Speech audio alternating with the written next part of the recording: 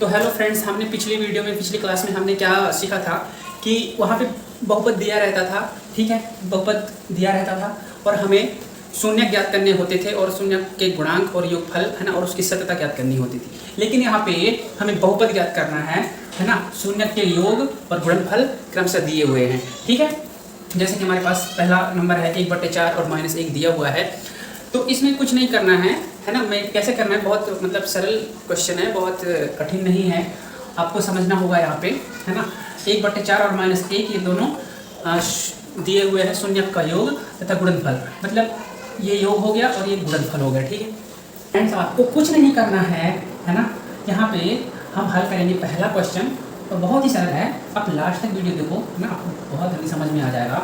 क्या है यहाँ पे हमको पता है कि यहाँ पे योग और गुणनफल दिया हुआ है। इसका स्टैंडर्ड फॉर्म क्या है ना, एक बहुपद जो है हम ax² + bx + c = 0 से ज्ञात करते हैं। ठीक है, हमें बहुपद ज्ञात करना है बराबर।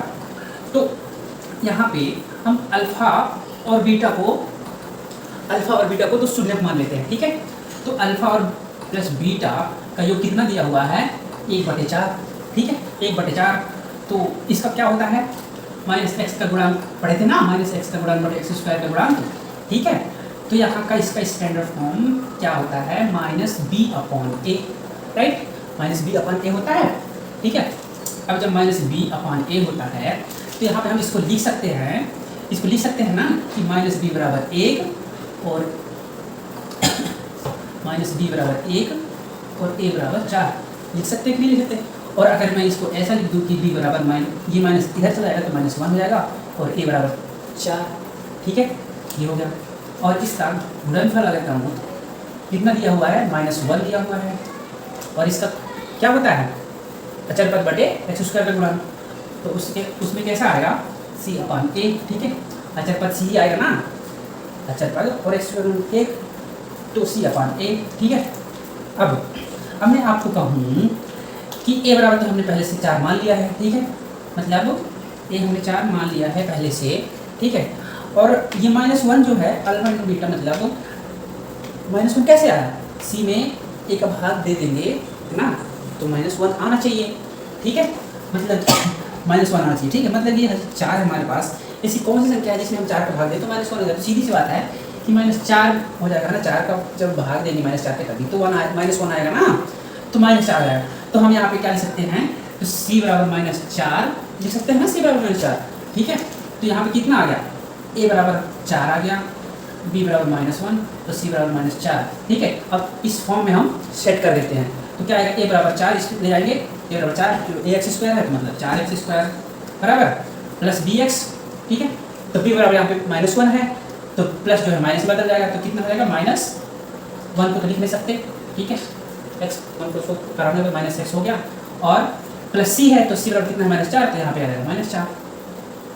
तो बता देता हूँ है ना, कौन सा बता दूँ, चलो तीसरा बता देता हूँ। ठीक है, 0 और √5। ठीक है, सेम यही फॉर्म में इसको भी कर देना है, x² + bx + c बराबर 0। ठीक है, सेम यही फॉर्म में कर देना है। तो सॉरी, अल्फा प्लस बीटा बराबर हमारे पास कितना दिया है, 0। ठीक है, मतलब b/a। ठीक है, अब यहाँ पे जो 0 है तो हम यहाँ पे b बराबर 0 मान सकते हैं कि नहीं मान सकते, b बराबर 0 मान सकते हैं। क्यों मान सकते हैं, क्योंकि इसके नीचे अगर कुछ भी रहेगा तो उसका भाग देंगे, अगर ऊपर 0 है तो वो 0 ही आएगा। ठीक है, और ऊपर में b है तो b बराबर 0 ही रहेगा। ठीक है, तो b बराबर यहाँ पे 0 हो गया और इसका गुणनफल कितना दिया हुआ है, √5। समझ में आया, ये कितना होता है, c/a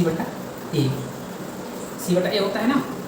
तो यहाँ पे a जो है a की वैल्यू नहीं दी हुई है बराबर, a की वैल्यू में जहाँ पे वैल्यू नहीं दी होती है वहाँ पे हम 1 मान लेते हैं। ठीक है, और ये √5 तो c बराबर √5 हो गया कि नहीं हो गया।